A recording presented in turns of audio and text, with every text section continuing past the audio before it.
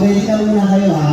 Habang nag-ready kayo, meron na akong quick announcement at good news from Smart Communications. No? So nakikita pa rin na yung mga punat pangalas na yan. So sige, mamaya i-discuss muna yan.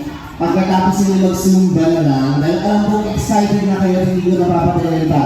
Ladies and gentlemen, our very famous Zumba dance crew. At syempre, napakasigat dahil hindi lamang napakagaling, kundi napaka-pogi pa! Tama mo ba?